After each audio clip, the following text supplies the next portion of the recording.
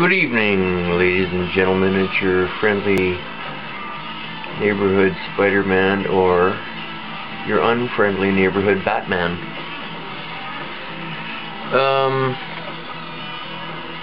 I guess I should start out with pointing out,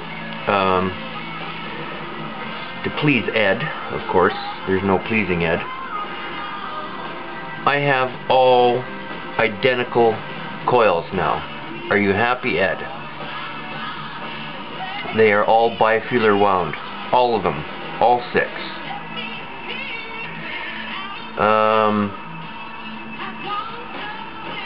The other thing I'd like to say, too, is that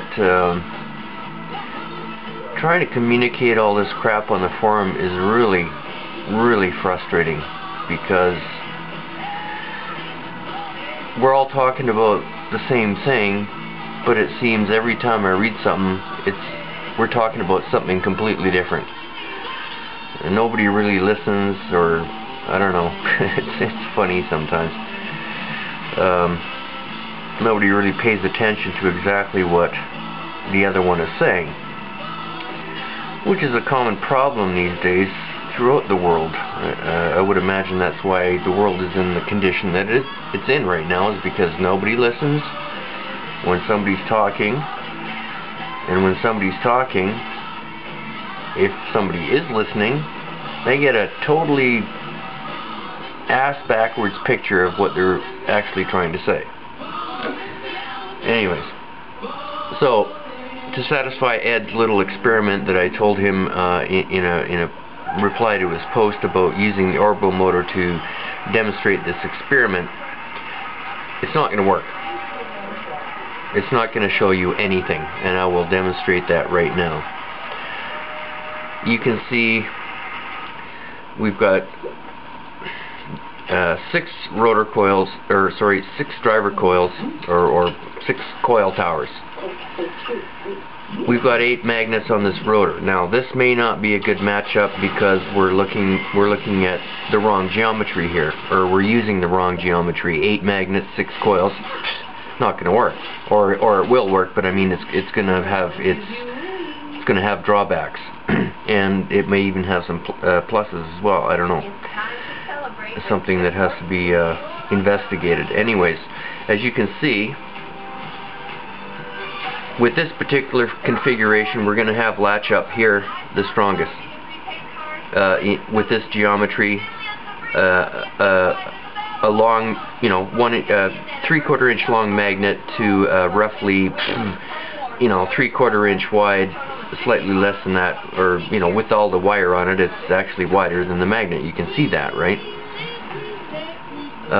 So these two latch up 180 degrees apart.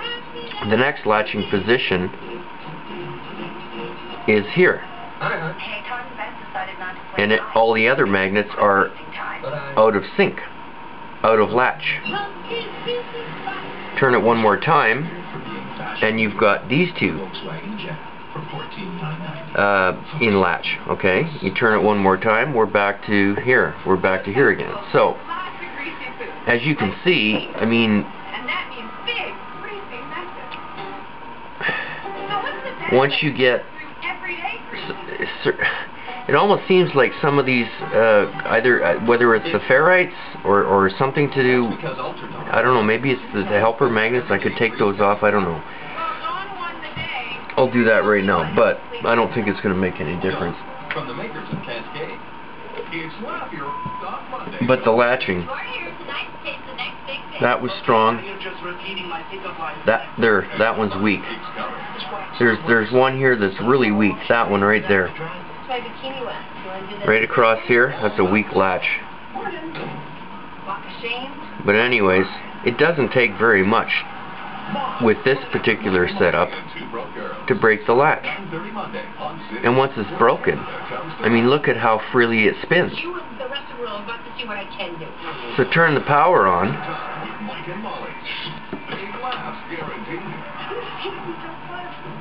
It doesn't take much to break this latch.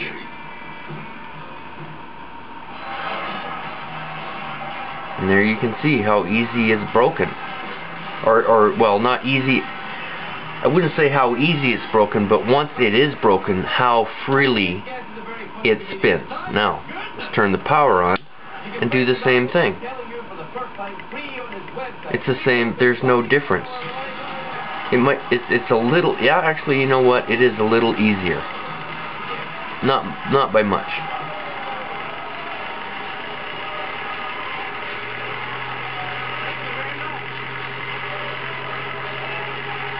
But it's just not a very good way, in my opinion, to, you know, to try and figure this toroid coil business out. Anyways, what I would like to do now is I'm going to shut the power off, disconnect these drive coils, which I just did. You can't see that because it's out of frame.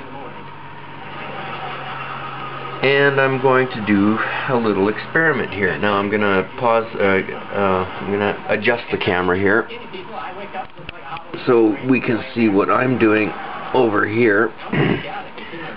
Now, I have one of my old single wound toroids, which has a fair amount of inductance to it. It's at least 1.3 Henrys, I believe. 1.25, 1.3. A fairly sizable inductance value.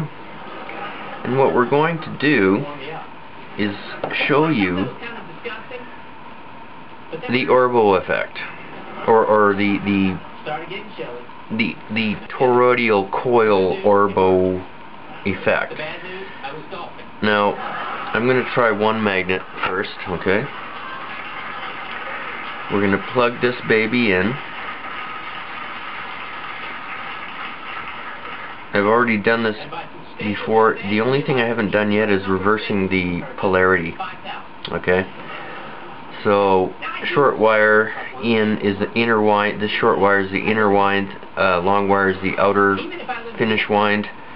So the way we've got it hooked up now is we've got the short inner wind as a negative. So I'm going to put that magnet on there like that. Then I'm going to turn the power on. Oh goodness, what happened? The magnet fell off. And it won't stick. We're drawing about 4 amps, which is not too good because I don't have, I think I only got a 3 amp fuse in the variac. But anyways, we'll do that again. If you want to, I don't know if this is in frame. Can you see that? Yes, it's in frame. Let's turn the power on again. Oh gee, the magnet fell off. I wonder what happened there. Now, you notice that I put the magnet on like this, right? Well, guess what happens when you put the magnet on like that?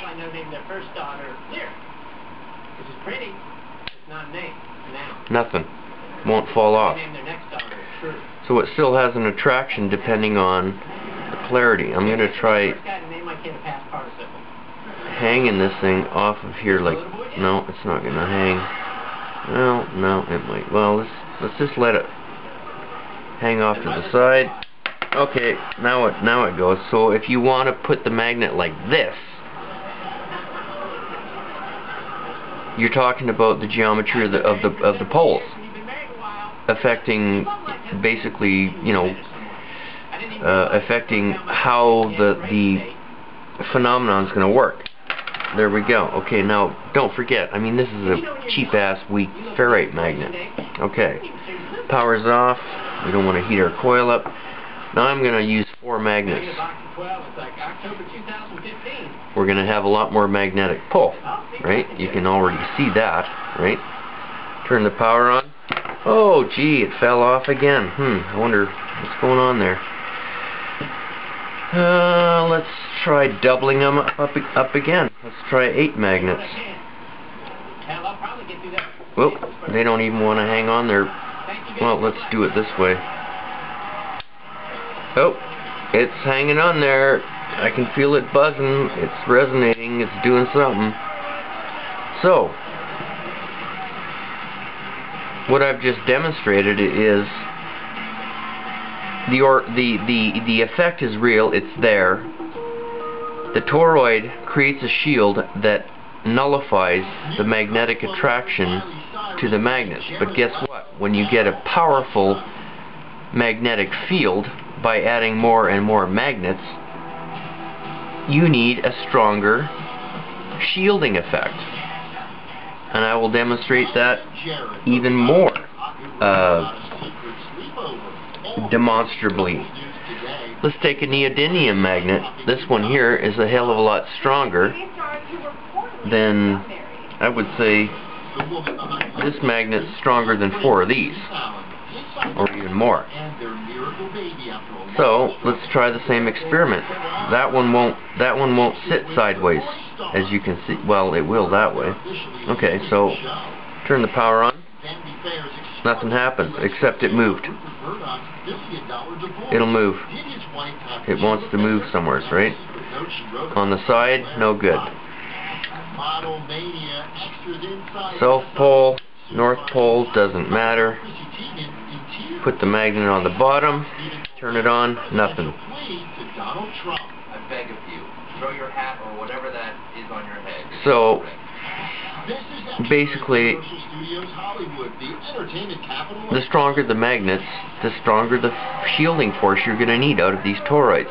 And as good as these ones are, they're not good enough to actually demonstrate that little experiment that J.L. Nadine did to show that there is a shielding effect. Obviously, that magnet should not fall off. So, that's part 1. I'm going to pause this for a second and think about what I'm going to say next.